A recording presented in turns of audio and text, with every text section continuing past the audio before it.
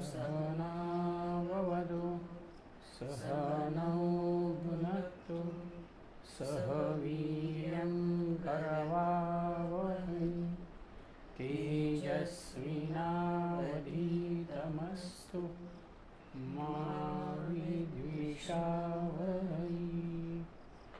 ॐ शान्ति शान्ति शान्तिः। हरिः ओम श्री गुरुभ्यो नमः।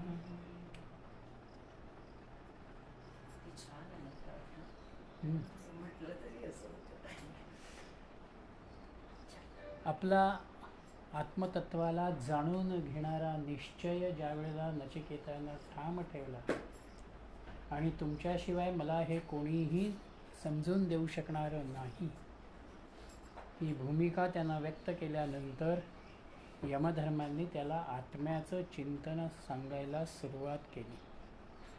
आणि हा आत्मा कसा आहे ते सांगण्याचा त्यानं इथे प्रयत्न केलेला आहे. तो जवळही असतो, तो लांबही असतो, तो सूक्ष्मापेक्षा सूक्ष्म आहे आणि मोठ्याहूनही तो मोठा आहे. त्याला जन्म नाही, मरण नाही, अशा रीतीचा विचार त्यानं मांडलेला आहे. अजून त्या आत्म्याच्या अनुषंगानं यमधर्म पुढे म्हणत आहेत. 20वा मंत्र, दुसरी वल्ली, तिसरी असेल, दुसरी वल्ली 20वा मंत्र. अणोरणीयान महतो महीयान आत्मास्य जंतोर निहितो गुहायां तमक्रतुः पश्यति वीतशोको धातु प्रसादान महिमान आत्मनाः. अणो अणीयान, सूक्ष्मापेक्षाही सूक्ष्म असलेलं, महतः महीयान, मोठ्यापेक्षाही अधिक मोठं असलेलं हे आत्मा अस्य जंतोः गुहायां निहितः, प्रत्येक प्राणीमात्राच्या हृदय गुहेत अंतःकरणाच्या ठिकाणी तो स्थित आहे. अक्रतुः तं धातु प्रसादात आत्मनाः महिमानं पश्यति. इंद्रियांच्या कृपेमुळे त्यांच्या आशा आकांक्षांपासून मुक्त असलेला तो निष्काम पुरुष आत्म्याचे मोठेपण जाणतो. वितशोकाः भवति, आणि शोकरहित होतो. या आत्म्याला कोण जाणू शकतं? वस्तुतः तो जर प्रत्येक प्राणीमात्राच्या हृदयस्थाच्या ठिकाणी विराजमान आहे, मग तो प्रत्येकाला का जाणवत नाही? तो त्याला का अनुभवाला येत नाही? म्हणून पुढे त्यांनी म्हटलेलं आहे, तमक्रतुः पश्यति वीतशोकः. निष्काम पुरुषाला, कामनारहित पुरुषालाच आत्म्याचा महिमा जाणता येतो, आणि हा जाणल्यानंतर तो शोकरहित होतो. अक्रतुः म्हणजे साधन आणि साध्य, इच्छा आणि कामना या सगळ्यांच्या पासून जो मुक्त आहे तो अक्रतु.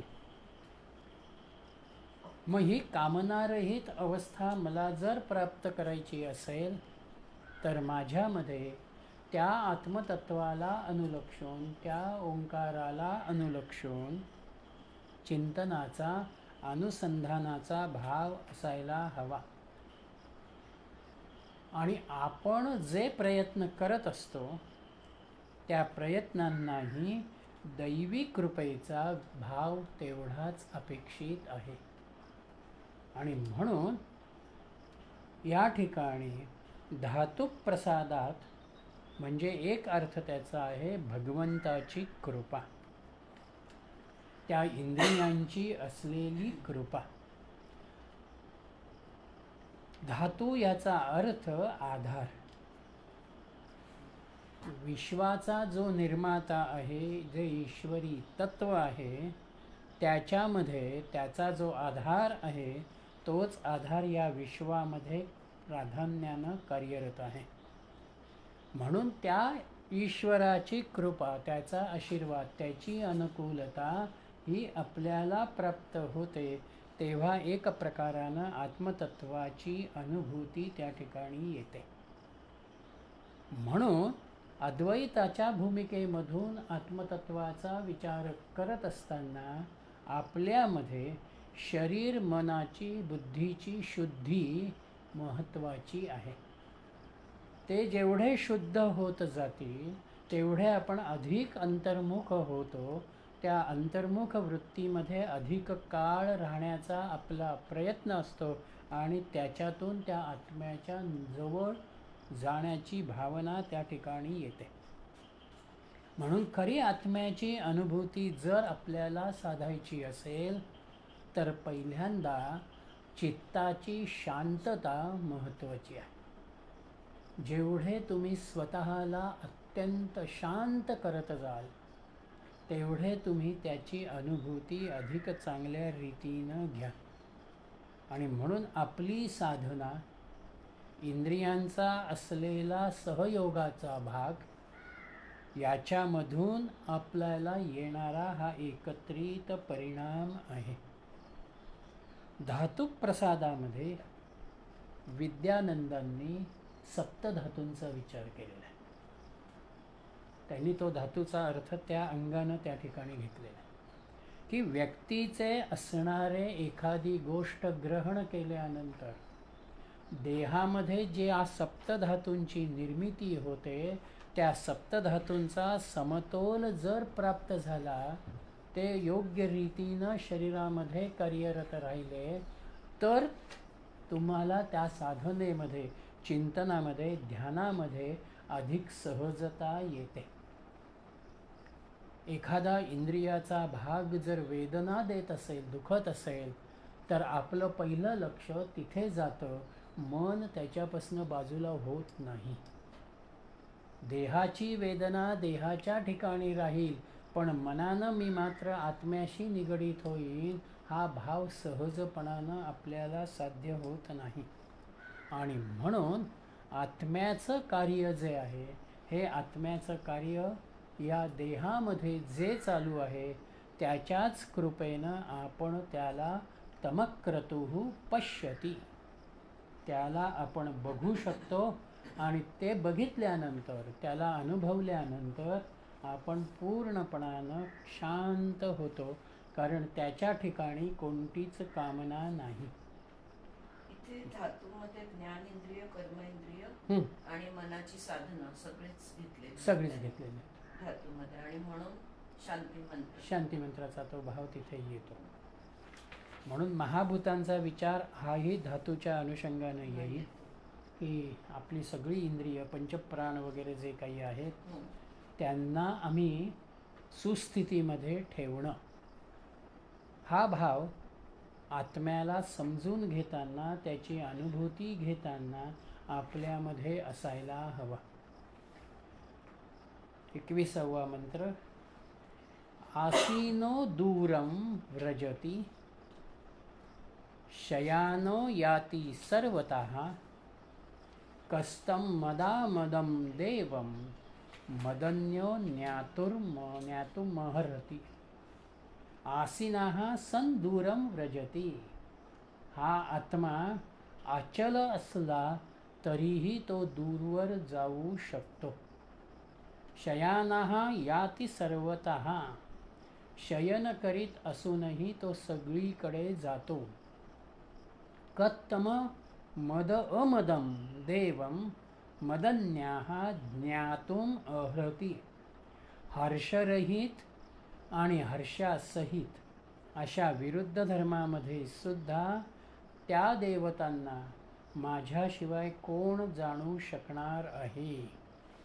यमधर्म इथे असं म्हणतं आहे की आत्मा हा माझ्याशिवाय अन्य कोणालाही जाणता येत नाही.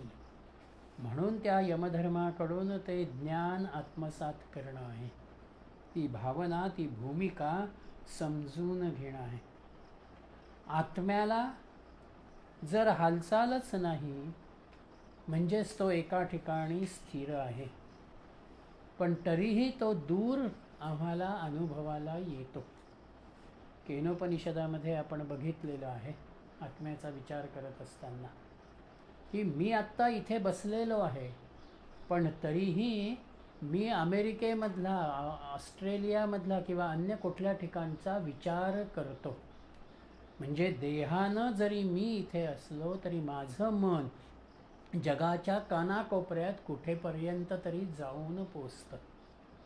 किंवा हल्लीच्या विज्ञानाचा विचार आपण केला तर त्या विज्ञानाच्या आधारानं परदेशस्थ असलेल्या आप्तस्वकीयांशी आपण व्हिडिओ कॉन्फरन्सिंगमधून प्रत्यक्ष त्यांना बघतो, त्यांच्याशी आपण बोलतो. म्हणजे एक प्रकारानं जणू काही आपण इतके जवळ आहोत की शेजारी बसलेलो आहोत आणि बोलतो आहोत. प्रत्यक्षतः दोघांमध्ये अंतर खूप असतं. हा सगळा व्यवहार जो होतो हा एका आत्म्याच्या अनुषंगानं होतो. म्हणून आत्मा स्थिर असला, मी जरी इथे बसलेलो असलो तरीसुद्धा तो दूरं व्रजती, तो दूरही जाऊ शकतो, तो दूरपर्यंत विचारही करू शकतो. झोपल्यानंतरही आत्म्याचं कार्य चालू आहे. शयानो याती सर्वतः. आणि जरी मी झोपलेलो असलो, माझा आत्माही त्याच ठिकाणी असतो, परंतु तरीही तो आत्मा अनेक गोष्टींचा विचार त्या ठिकाणी करत राहतो. ती भावना मनाच्या माध्यमामधून त्या ठिकाणी येत राहते. आणि म्हणून असा हा व्यापक असलेला आत्मा की जो मला जवळही जाणवतो, दूरही जाणवतो, मी स्थिर असलो तरीही जाणवतो, कार्यरत असलो तरीही जाणवतो, असा हा आत्मा आपल्याशिवाय म्हणजेच यमधर्माच्या शिवाय अन्य कोणीही जाणू शकणार नाही. इथे यमधर्मांचा अहंकार नाही. एखाद्याला जर असं वाटेल की अरे माझ्याशिवाय कोणाला कळत नाही, याचा अर्थ व्यावहारिक पातळीवरती प्रपंचामध्ये आपण एका अहंकाराच्या भावनेतून बघतो.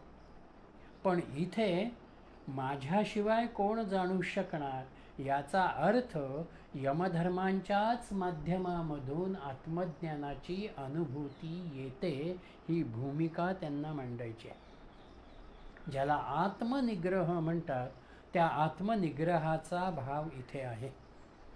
आरशाच्या समोर मी उभं राहिल्यानंतर मीच तिथे दिसणार आहे. तसं आत्म्याचं चिंतन करताना तिथे यमधर्माचा भाव, ती भूमिका हा आपल्याकडे येणारा, आपल्यामध्ये जाणवणारा एक सहज धर्म आहे. आणि आत्मा हा सगळ्याच कोशांना व्यापलेला आहे. म्हणून तो ध्यानाचा अभ्यास असेल, समाधीचा अभ्यास असेल, आम्ही आनंदाची जी अनुभूती घेतो, ही आनंदाची अनुभूती आत्मस्वरूपापर्यंत नेणारं यमाचं कार्य, ती भूमिका आम्हाला तिथपर्यंत नेते. आणि म्हणून जेवढी आपली चित्तशुद्धी होते तेवढे आपण स्वानुभवाच्या जवळ त्या ठिकाणी येतो. कारण म्हणजे इकडे ते म्हणतात की विशेष चैतन्य आहे आणि सामान्य चैतन्य. सामान्य चैतन्य म्हणजे युनिव्हर्सल कॉन्शियसनेस, विशेष म्हणजे इंडिव्हिज्युअल कॉन्शियसनेस. इंडिव्हिज्युअल कॉन्शियसनेसशी जुळल्याशिवाय आपण युनिव्हर्सल कॉन्शियसनेसशी जुळू शकत नाही. सो विशेष चित्त आत्मा ह्याच्याशी जुळल्याशिवाय परमात्मा म्हणजे युनिव्हर्सल कॉन्शियसनेस ह्याच्याशी जुळणं होत नाही. म्हणून ते स्वमध्ये येणं असंच म्हणतात ना ते. हो. आणि दुसरा एक भाग इथे आहे की माझ्याशिवाय कोण जाणणार. आत्मा मला जाणून घ्यायचा असेल, त्याची अनुभूती मला घ्यायची असेल, तर मला स्वतःला शोकरहित व्हायला पाहिजे. मी जो वेळपर्यंत शोकरहित भावनेमध्ये आहे, सुखदुःखाच्या जाणीवेमध्ये मी आहे, तोपर्यंत मी यथार्थ स्वरूपामध्ये आत्मा जाणू शकणार नाही. यमधर्म कसा आहे? यमधर्म या सगळ्यांच्या पलीकडे आहे. हा लहान मूल आहे, याचे प्राण मी कसे घेऊ? हा एकटा आहे, किंवा या आईचा हा एकुलता एक मुलगा, याला मी कसा घेऊ? हा भाव त्याच्यामध्ये प्राण खेचताना येत नाही. ज्याचं जे जीवन आहे, ज्याचा जो योग आहे, त्या योगाला तो बाकीची परिस्थिती न बघताना त्याचे प्राण खेचून घेतो. ही जी वृत्ती यमाची आहे, किंवा हा एवढा सभाभाव, त्याचा भाव इतका एकाग्र आहे की मी माझं काम करतो आहे, मला हे काम दिलेलं आहे आणि तिथे माझा अपपर भाव आणणं मला योग्य नाही. म्हणून तिथे तो एक भाव यमाचा आहे की माझ्याशिवाय त्याला कोण जाणू शकेल. 22वा श्लोक. अशरीरम शरीरेष्व अवस्थेष्व अवस्थितम महांतम विभूम आत्मानं मत्वा धीरो न शोचती. विद्वान पुरुष म्हणजे अशरीरम अनवस्थेषु शरीरेषु अवस्थितम, जो शरीरामध्ये शरीररहित आणि नाशिवंत देहात स्थितरूपामध्ये राहतो, आत्मानं महांतम विभूम आत्मत्वा, महान सर्वव्यापी आत्मा म्हणून त्याला पाहतो, त्यानंतर धीरहा न शोचती, असा विद्वान पुरुष त्यानंतर शोक करत नाही. म्हणजे आत्म्याच्या अनुषंगानं अजून पुढे जाताना काय बदलतंय? 22 नंबर.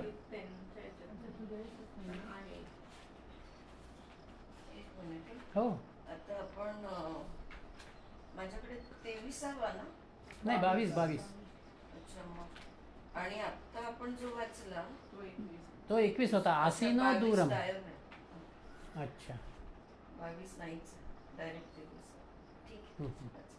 ठीक आहे.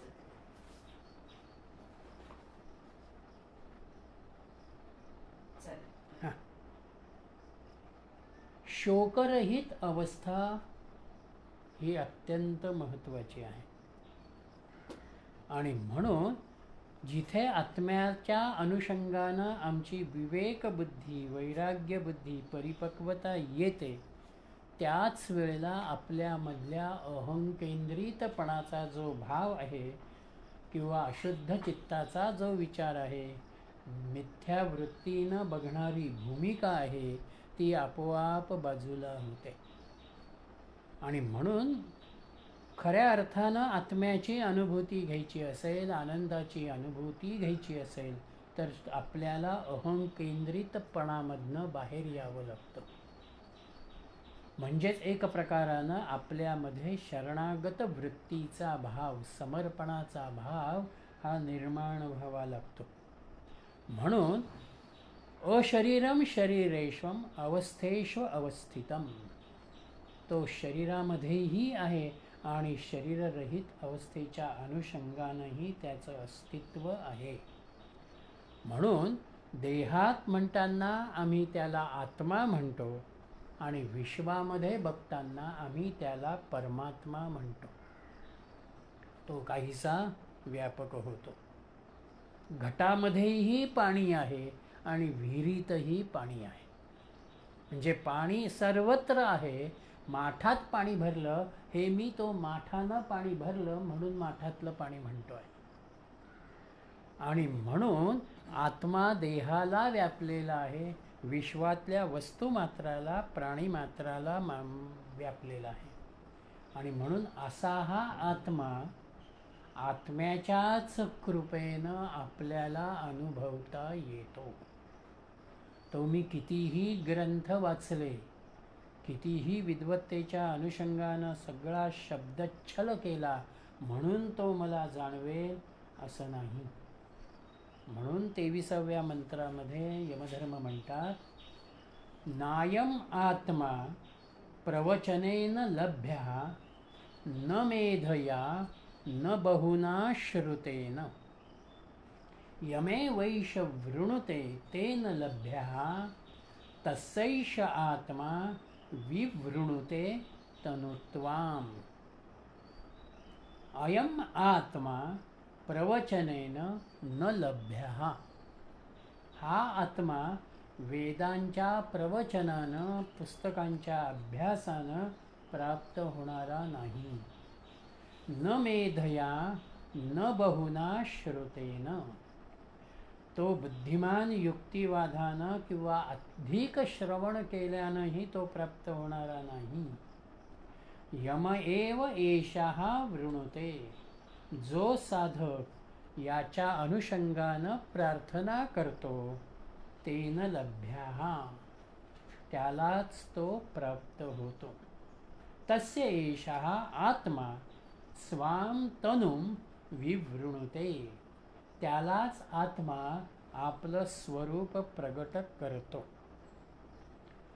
कितीही विद्वत्तापूर्ण ग्रंथांचं मी वाचन केलं तरी सुद्धा केवळ ग्रंथांचं वाचन केलं म्हणजे मला आत्म्याच्या अनुषंगानं असलेल्या माहितीचा फक्त माझ्याकडे संग्रह होईल.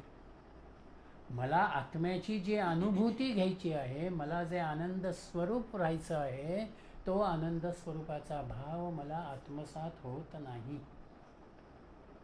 किंवा अत्यंत बुद्धिमान पद्धतीनं शब्दांचा सगळा विचार करत, सूक्ष्मता साधत आपण कितीही त्याचा विचार करायचा म्हटला तरी सुद्धा त्या श्रवणानं आत्मा संपन्न होत नाही.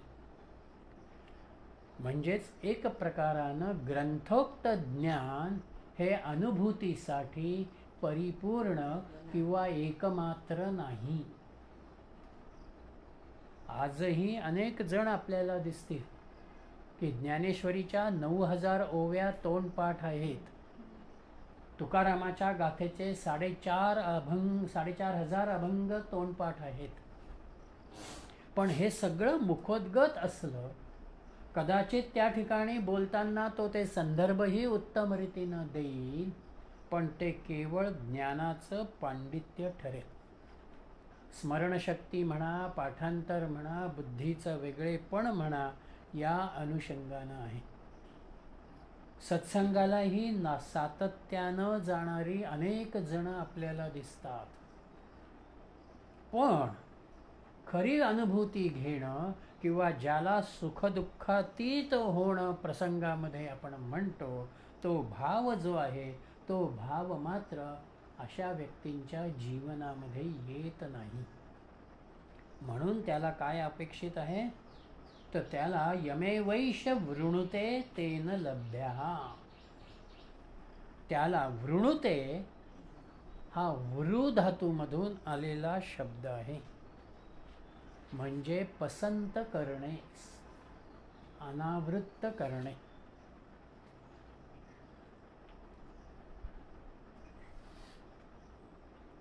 आणि पुढे 4थ्या चरणामध्ये म्हटलंय, तस्यैष आत्मा विवृणुते. विवृणुते म्हणजे त्याचं स्वरूप प्रगट होणे, अनुभवाला येणे.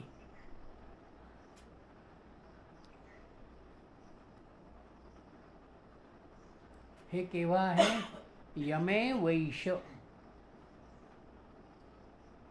ज्या वेळेला मी माझ्यामधली आत्मतत्वाला जाणून घेणारी मुमुक्षुता निर्माण करतो की मला केवळ हे पुस्तकी ज्ञान नको आहे, मला त्याचा अनुभव हवा आहे. वर्षभर एखाद्या विद्यार्थ्यानं पुस्तकांचा खूप अभ्यास केलेला आहे, त्याच विषयाला अनुलक्षून असलेल्या वेगवेगळ्या विषयांचा, लेखकांचा अभ्यास त्यानं केलेला आहे.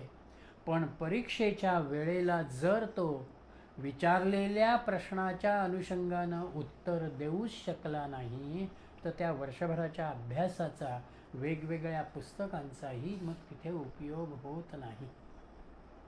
म्हणून मुमुक्षुता मला केवळ आत्मतत्व ग्रंथांमधून, श्रुतींमधून, वेदांमधून जाणायचं नाही.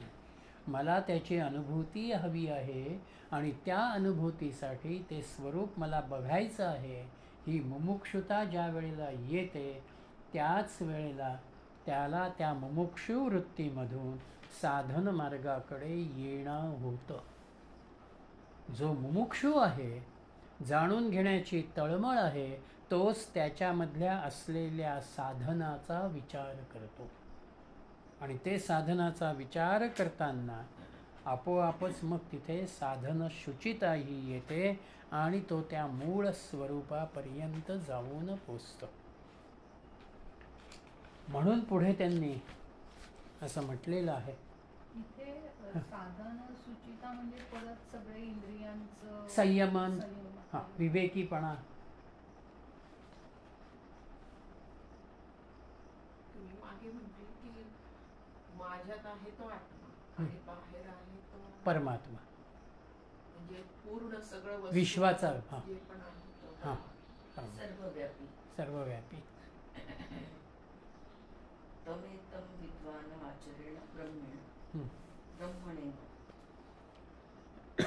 मग मला हे मुमुक्षुता आणणं म्हणजे मला काय प्राप्त करायचं आहे. म्हणून 24व्या मंत्रामध्ये त्यांनी कोणाला हे प्राप्त होणार नाही याचा विचार दिला.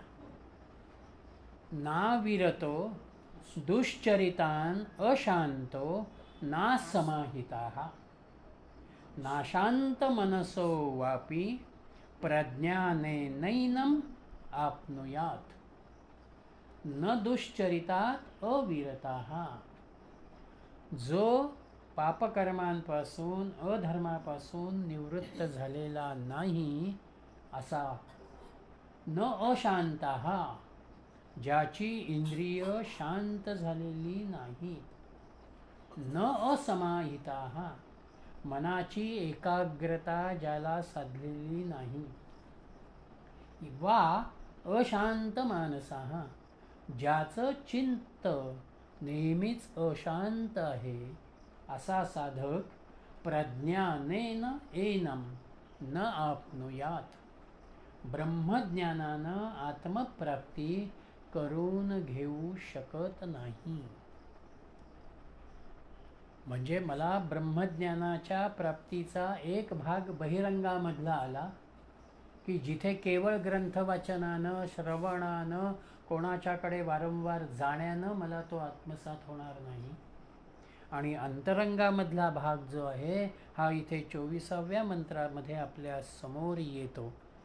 आणि तो म्हणजे पहिल्यांदा माझ्यामध्ये धर्मशील वृत्ती असायला हवी.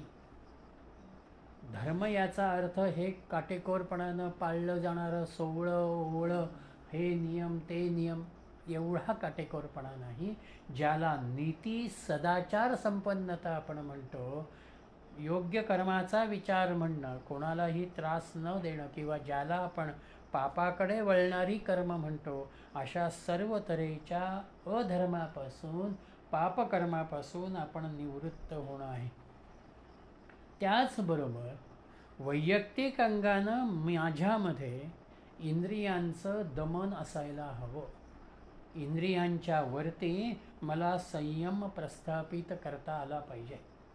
कोणती गोष्ट कोणत्या इंद्रियांच्या द्वारा किती कालापर्यंत मी करावी किंवा त्या विषयाचा विचार मी कधी बंद करावा हे माझ्या हातामध्ये असायला हवं. मनाला मला एकाग्र करता आलं पाहिजे, ते शांत असेल. एकाग्रता केव्हा येईल? ते शांत असेल तर.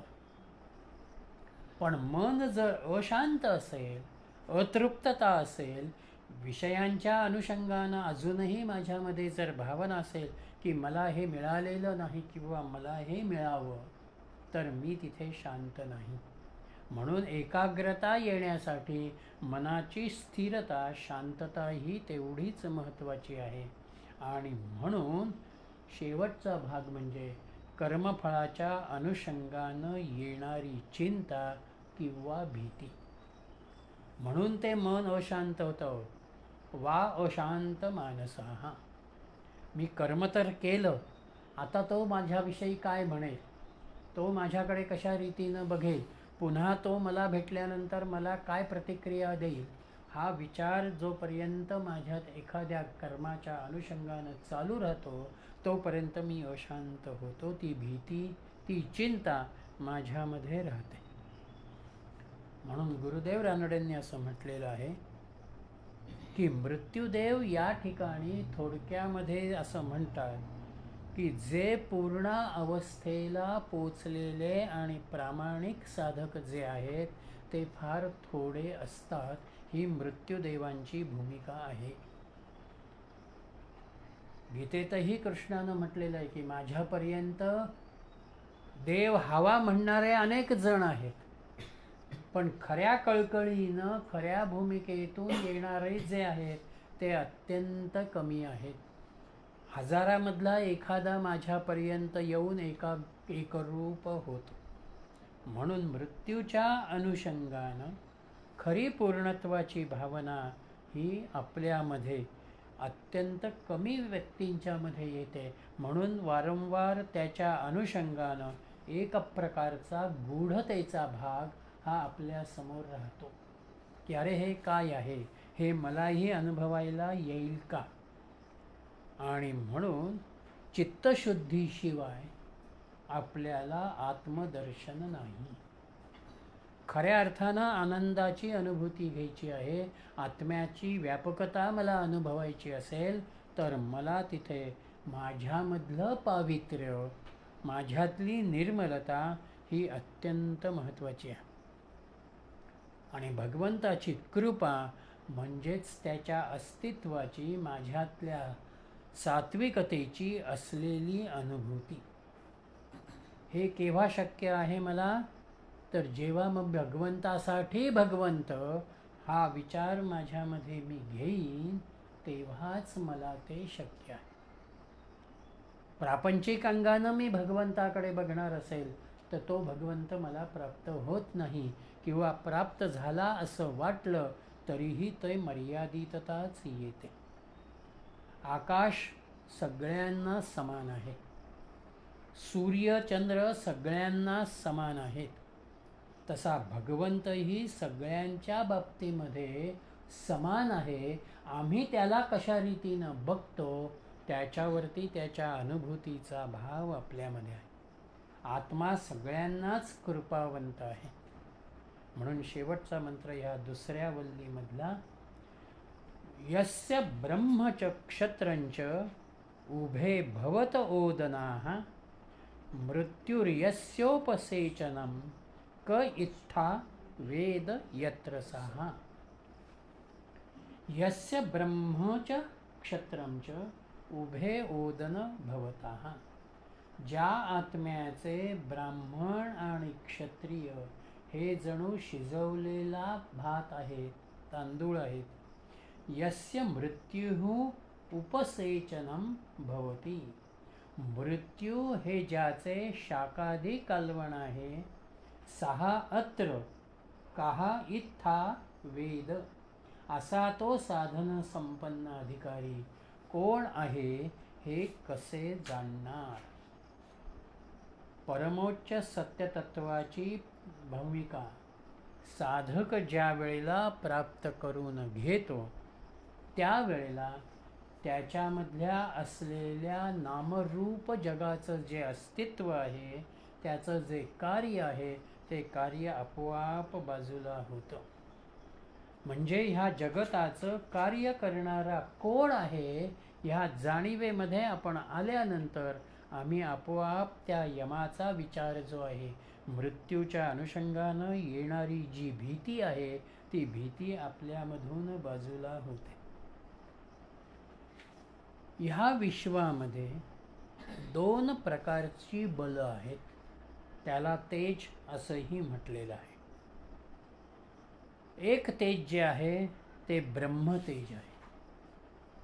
ब्रह्म याचा अर्थ ज्ञानाच्या अंगानं जाणारी क्षमता.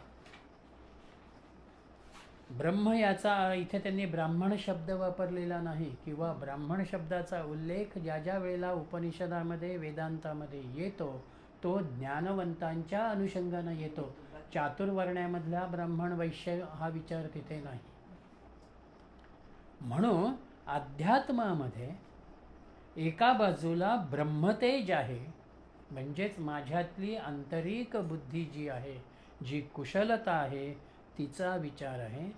आणि क्षात्रतेज म्हणजे सर्व तऱ्हेच्या परिस्थितीमधून धैर्यानं जाणारा भाव आहे. क्षात्र, क्षत्रियमधला क्षात्र, सर्व परिस्थितीतून धैर्यानं जाणारा. हे रिफ्लेक्टेड कॉन्शियस, रिफ्लेक्टेड तेज म्हणता येणार ना, म्हणजे सूर्याच्या रिफ्लेक्शनने जो लाईट पडतो हो, तो आत्मा केव्हा देहाला सोडतो आहे? जेव्हा मृत्यू येतो तेव्हा. म्हणजे मृत्यूला अनुलक्षून हा देह सुटतो आहे आणि आत्मा तिथून बाहेर पडतो. ज्या वेळेला हा आत्मा बाहेर पडतो तेव्हा देहाच्या ठिकाणी असलेलं ज्ञान म्हणजे ब्रह्मतेज आणि त्याच्यामधला असलेला बलसंपन्नतेचा भाव म्हणजे क्षात्रतेज, हे दोनही त्या आत्म्याबरोबर निघून जातात. म्हणून आत्म्याचे ब्रह्म आणि क्षात्र हा जणू शिजवलेला भात आहे आणि मृत्यूरूपी कालवण म्हणजेच त्यांना तो घेऊन जाणार. अन्न ग्रहण करताना जसं काहीतरी कालवणाचा विचार आपण त्याच्यामध्ये करतो आणि ते ग्रहण करतो, तसं इथे हा यमधर्म, हा मृत्यू व्यक्त जगत जे आहे, दृश्य जगत जे आहे, ते पूर्णपणानं फस्त करतो. तो त्याच्या दृष्टीने एक कालवणाचा, खाण्याचा भाग आहे. म्हणून बुद्धीही मृत्यूबरोबर जाते, तुमच्यातलं बलही मृत्यूबरोबर जातं. आणि म्हणून आत्मा हा एक प्रकारानं कसा आणि कुठे जातो आणि तो कसा जाणायचा हा भाव या ठिकाणी राहतो.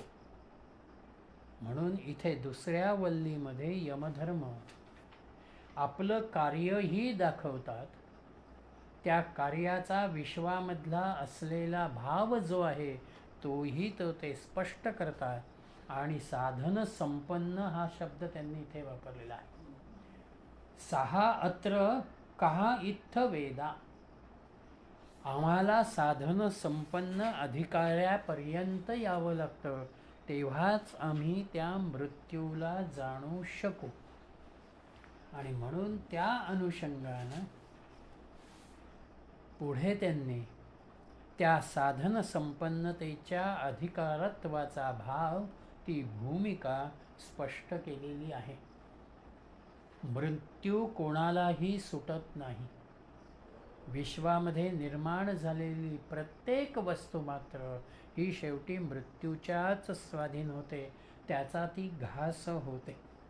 म्हणून अशा त्या यमधर्माला जाणायचं जे मला आहे ते जाणत असताना त्यांनी देहाकडे आता नचिकेताला वळवलं. पहिल्यांदा त्यांनी त्याच्यासमोर दोन मार्ग ठेवले, श्रेयस आणि प्रेयस. तू श्रेयसाच्या मार्गानं जा म्हणजे आनंदापर्यंत पोचशील, ही भूमिका त्यांनी दिली. मग त्या श्रेयसाला जाणण्याच्या अनुषंगानं व्यापक असलेला जो ओंकार ह्या विश्वाला व्यापलेला आहे, त्या ओंकाराचा परिचय त्याला दिला. आणि त्याच्यामधून मृत्यू प्रत्येकालाच आहे, मृत्यू कोणालाही सवलत देत नाही असं म्हणत त्या मृत्यूची भूमिका जर तुला आत्मसात करायची असेल, त्याच्यावरती मात करायची असेल, तर तुझ्यामध्ये केवळ ज्ञानाचा उपयोग नाही आहे, तुझ्यामध्ये व्यक्तिगत साधन संपन्नतेचा, साधन शुचितेचा भाग यायला हवा आहे. आणि तो जर आला तर मग तुला प्राप्त झालेल्या देहाकडे, त्या देहाच्या कार्याकडे खऱ्या अर्थानं बघशील. ती भूमिका या तिसऱ्या वल्लीमध्ये आपल्या समोर येते. इथे त्यांनी प्रसिद्ध रथाचं रूपक आपल्या समोर पुढे ठेवलेलं आहे. पहिला मंत्र तिसऱ्या वल्लीमधला, ऋतं पिबन्तौ सुकृतस्य लोके गुहां प्रविष्टौ परमे परार्धे छायातपौ ब्रह्मविदो वदन्ति पांच अग्नयो ये च तृणाचिकेतः. परमे परार्धे गुहां प्रविष्टौ, जे दोघे शरीराच्या बुद्धिरूपी गुहेमध्ये ब्रह्मस्थानामध्ये बसून लोके सुकृतस्य ऋतं पिबन्तौ, आपल्या सुकृताची कर्मफले भोगतात, छाया तपौ विलक्षणौ, असे ब्रह्म जाणणारे त्यांना छाया आणि ऊन याप्रमाणे परस्पर विलक्षण ब्रह्मविदाः वदन्ति, विलक्षण म्हटलं जातं. पंच अग्नयाः ये च त्रिनाचिकेतः, ज्यांनी नचिकेत अग्नीचं तीनदा चयन केलेलं आहे त्यांना पंचाग्नीची उपासना करणारे असे म्हणतात. आत्मतत्व आणि अहंभाव यांचा परिचय इथून पुढे यमधर्म करून देत आहे. आत्मतत्वामध्ये म्हणून इथे परमे परार्धे, दोघे शरीराच्या गुहेमध्ये राहत आहेत, देहामध्ये आहेत. आत्मतत्व म्हणजे आत्मा हा एक आणि आपल्यामधला जीवभाव, अहंभाव, देहबुद्धी हा जीवभाव हा दुसरा. देहाचं जे नियंत्रण आहे, देहाचं जे कार्य आहे, त्याचं जे संचलन आहे ते आत्मा आणि जीव दोघंही करत आहेत. म्हणून तिथे शब्द आहे त्यांचा छाया तपौ. छायेला स्वतंत्र अस्तित्व नाही, ती व्यक्तीशी निगडीतच आहे. आणि म्हणून प्रकाश किंवा प्रकाशित वस्तूचा भाग ज्या वेळेला समोर येतो तेव्हा आम्हाला सावली लहान मोठी दिसून येईल. पण प्रकाशाचा धर्मच जिथे नसेल तिथे छायाचं अस्तित्व नाही. म्हणून जीवाची छाया कोणती आहे?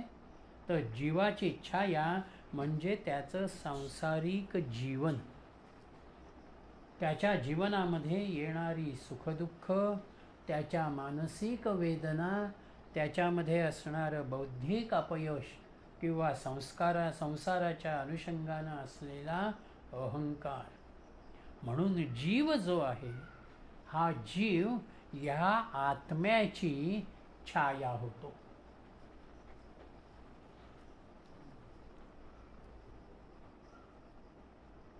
आत्म्याची जीव छाया होत असल्या कारणानं ह्या जीवाला कार्यरत करणाऱ्याच्या अनुषंगानं आम्ही तिथे जीवात्मा हा शब्द वापरतो.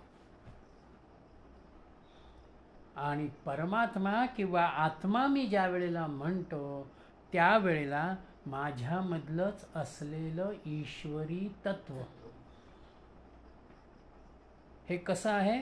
ऋतं पिबन्तौ, म्हणजे कर्म आणि त्या कर्मामधून येणारं फळ यांना जोडणारा जो धर्म आहे तो ऋतंमध्ये येईल. ह्या कर्माचा आणि कर्मामधून येणाऱ्या फळाचा अनुभव घेणारा, उपभोग घेणारा जो कर्ता आहे, उपभोक्ता आहे, तो आपल्यामधला जीवात्मा आहे. आणि म्हणून सत्कर्माची फळं सत्कर्माच्या अनुषंगानं येतील, असत्कर्माची फळं असत्कर्माच्या अनुषंगानं येतील.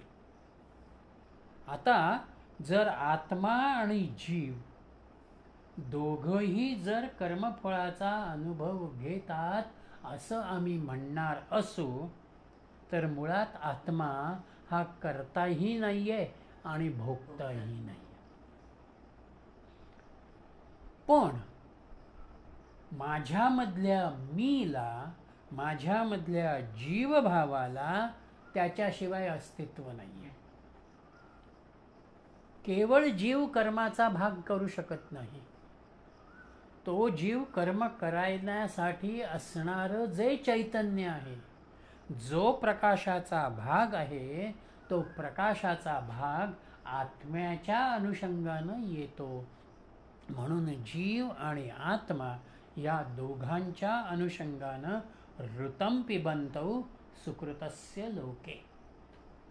म्हणून आपण प्रत्येक वेळेला म्हणतो, मला सुख झालं, मला दुःख झालं, मला आनंद झाला.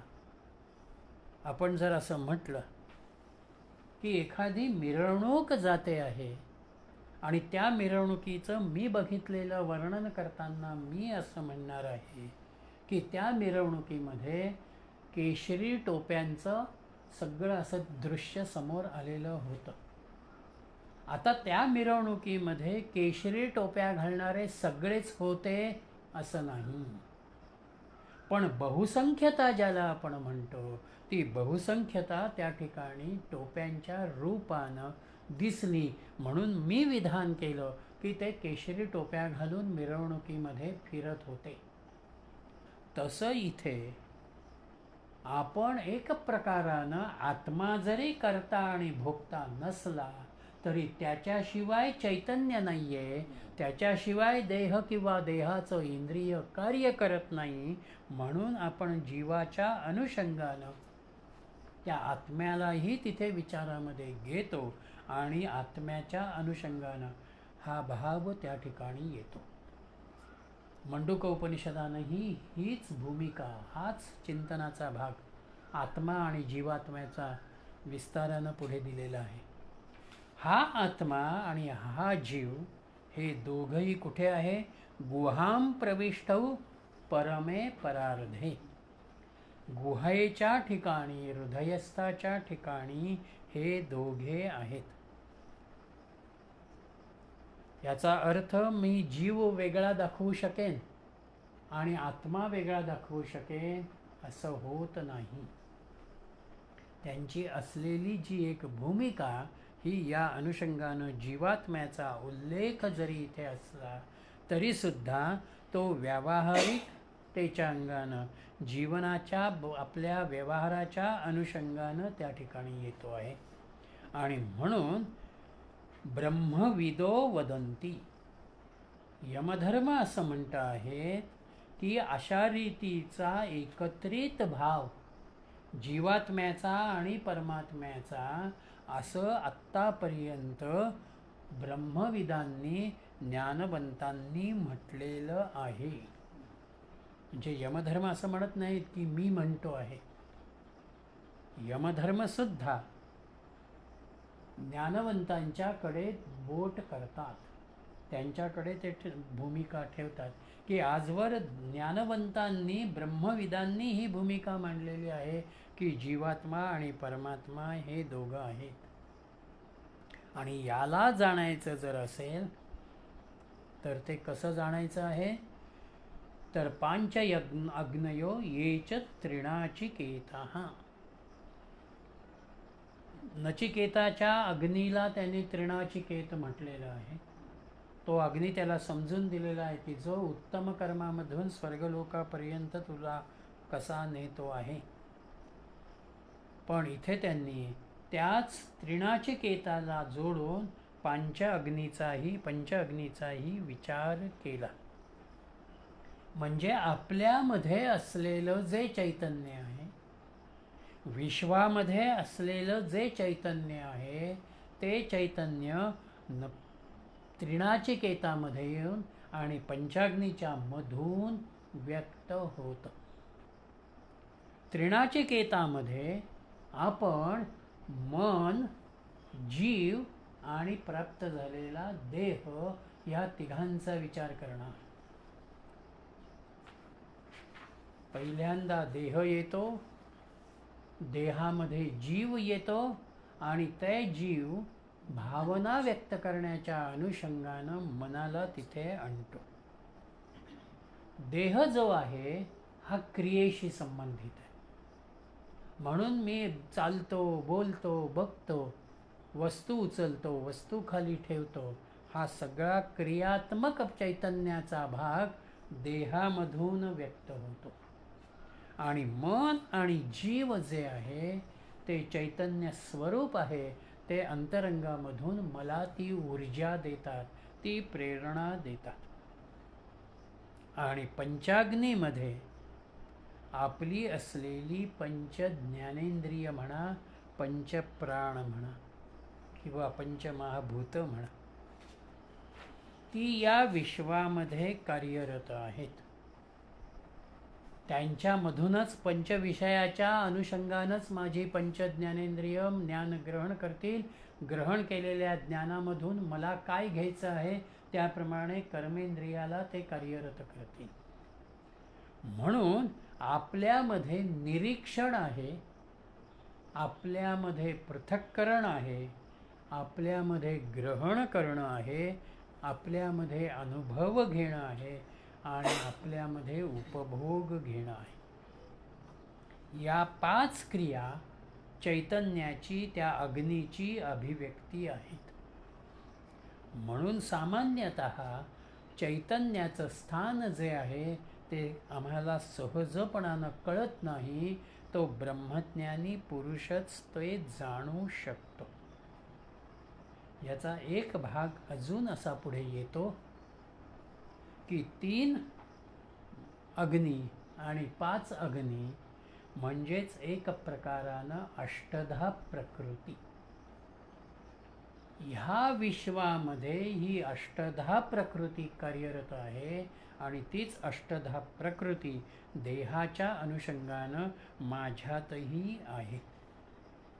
आणि ती जाणणं म्हणजेच आत्म्याला, परमात्म्याला जाणणं आहे. आणि इथे ग्रहस्थ पंचाग्नी त्यांनी दिलेलं योग, रिच्युअल्स, क्रियाकर्म, पितृकर्म, अग्निहोत्र आणि क्रिमेशन फायर म्हणजे काय म्हणणार त्याला, देह जाळण्याचं, अग्निसंस्काराचं, अग्निसंस्काराचं असे हे 5 अग्नी दिले. त्याच्यामध्ये क्रियाकर्म जे दुसरं रिच्युअल्स आहे त्याच्यामध्ये जन्म आणि उपनयन हे त्यांनी दिलेलं आहे. आणि त्याशिवाय अग्नीची 4 नावं दिली, ग्राहपत्य, अहवन्य, दक्षिण आणि सभ्य, असं हे 5 अग्नी. तो एक अर्थ आहे. 2 पर्स्पेक्टिव्ह, तुम्ही सांगितलेला एक दृष्टिकोन आणि हा एक दृष्टिकोन. म्हणजे कर्मी जो आहे तो ह्या 5 अग्नी करतोच. योग करतो, रिच्युअल्स करतो, पितृकर्म करतो, अग्निहोत्र करतो आणि मग शेवटी त्याचा जे तुम्ही त्रिनचिकेत अग्नी कोणते सांगितले? मन, जीव आणि देह. देह क्रियात्मक, मन आणि जीव आहे त्याला प्रेरणा देणं.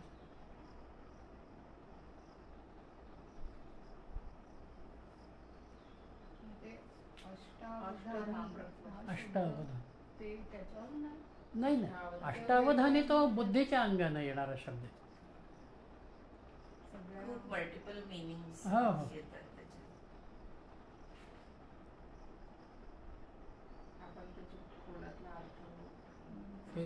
ते संस्कृत असं आहे ना की जेवढं तुम्ही शब्दाच्या अंतरंगामध्ये जाल त्याच्या जेवढे म्हणून धातूच्या अनुषंगानं आणि विभक्तीच्या अनुषंगानं बघत जाल तेवढे त्याचे सूक्ष्म अर्थ वेगवेगळे होत जातात. दुसरा मंत्र त्यांचा आहे, यहा सेतुरी राजानां अक्षरं ब्रह्म यत्परम अभयं तितिर्षतां पारम नाचिकेतं शकेमहि. यहा इजानानां सेतुः, जे यज्ञयाग करतात त्यांना परमब्रह्माशी जोडणारा हा सेतू आहे. अभयम तितिर्षतां, संसार म्हणजेच पारम यत परम अक्षरम ब्रह्म, जो संसार सागर पार करणाऱ्या इच्छुकांना निर्भय असे परम आश्रयस्थान आहे ते नचिकेता अग्निम ज्ञातुम शकेमही. त्या नचिकेत अग्नीला आम्ही जाणू इच्छितो. हा जो नचिकेत अग्नी आहे, यज्ञयाग करणाऱ्या सगळ्यांना तो एक प्रकारानं सेतू सारखा आहे. सेतू केव्हा आहे? ज्याला आपण पूल म्हणावा किंवा इकडून तिकडे जाण्यासाठी असलेली एक सुविधा म्हणा, तो भाव त्या ठिकाणी आहे.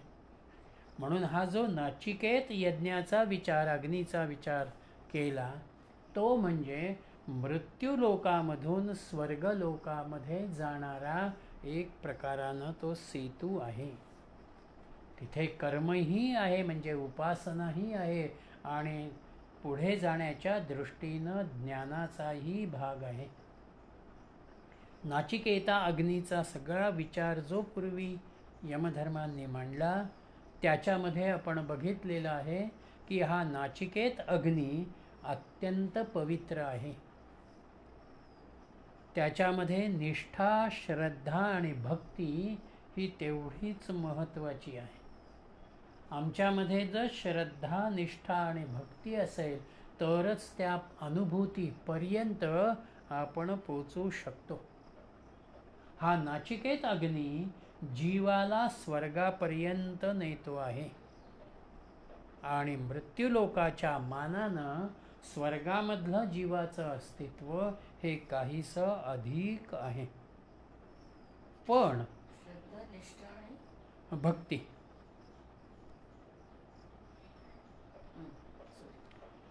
म्हणून आत्म्यामधून समष्टी आत्म्यापर्यंत मी उत्क्रांत होणं, माझ्या मनापासून विश्वमनापर्यंत मी व्यापक होणं, हा भाव हा या अनुभूतीमधून, या जाणीवेतून आपल्याला आत्मसात करायचा आहे. म्हणून मागच्या मंत्रात मांडल्याप्रमाणे इथे देह, मन आणि आमची ज्ञानेंद्रिय, आमचा जीवात्मा या सगळ्यांचा आधारानं अक्षर ब्रह्मापर्यंत आपल्याला जायचं आहे. तितीर्षतां पारम.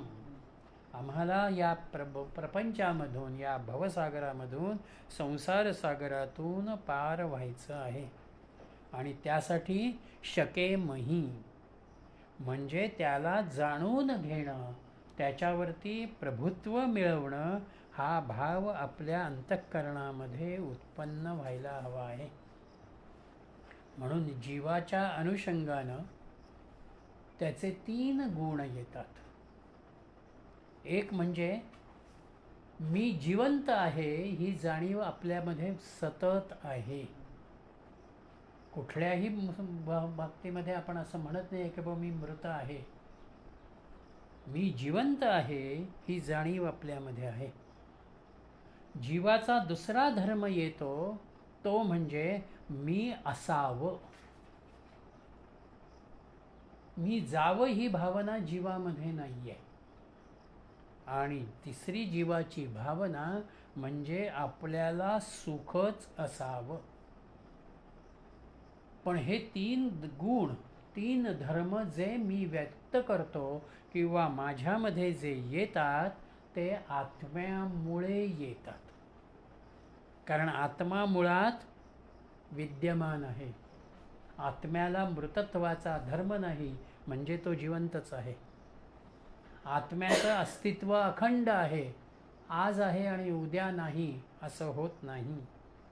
आणि आत्मा अखंड आनंद स्वरूप आहे.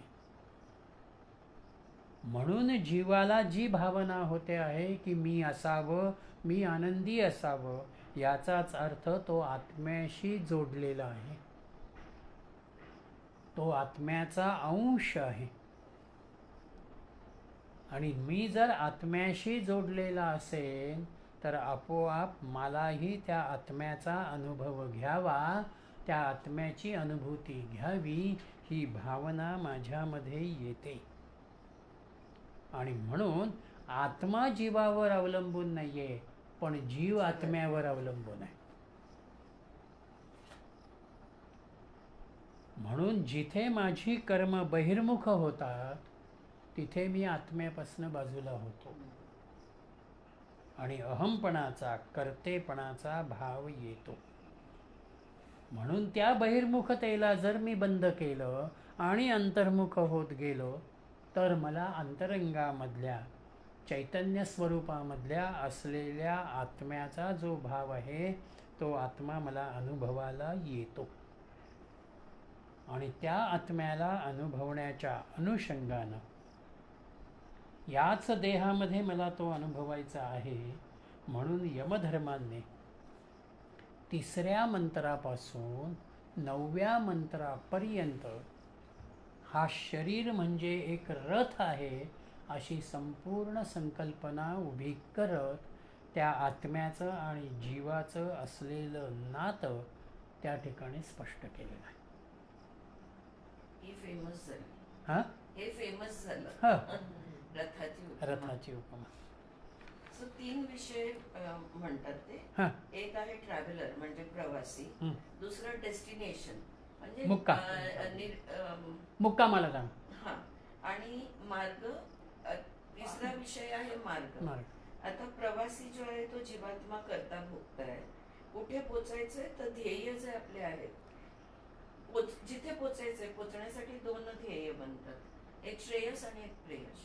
श्रेयसाने गेले तर धर्म मोक्ष आहे, प्रेयसाने गेले तर अर्थ आणि काम आहे. मार्ग 2 आहेत, ज्ञान मार्ग आणि कर्म मार्ग, असं ते वर्गीकरण क्लिअर आहे. त्याला लागून जे तुम्ही म्हणालात की जीवाला 3 गोष्टी महत्वाच्या आहेत. अवेअरनेस ऑफ ओन्स एक्झिस्टन्स, मी आहे. दुसरं, आय शुड ऑलवेज एक्झिस्ट, मी सदैव राहावं. आणि तिसरं, माय एक्झिस्टन्स शुड बी प्लेजरेबल, अस्तित्व माझं आनंदी असावं. आणि हे सगळं कारण आत्म्यामध्ये आनंद भाव आहे, परमानंदाचा भाव. म्हणून हे असं आपल्याला वाटतं.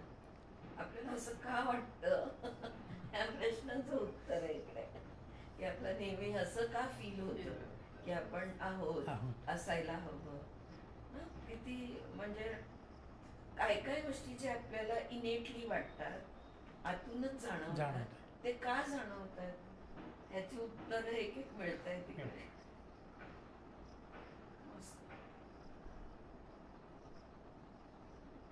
थांबायचं इकडे. रथामध्ये आता मंगळवारी बसू.